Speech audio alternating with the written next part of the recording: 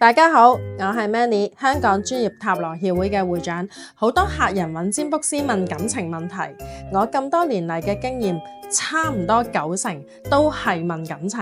其中一個最常問嘅問題就係已經分手嘅人想問對方嘅諗法，未來可唔可以復合啊？塔羅的確可以占到對方嘅諗法，未來半年復合嘅機會率。但係如果占卜結果唔理想嘅話，純粹揾塔羅占卜係冇辦法改變到任何嘅情況。有啲客人短期內重複占卜，或者揾唔同嘅占卜師，使咗唔少嘅錢，不斷嘗試，堅持揾到，直到符合自己諗法嘅答案。好嘅塔羅占卜師會提醒問卜者，只能夠將焦點放喺自己可以改善嘅部分，而唔應該喺無法改變嘅其他人身上。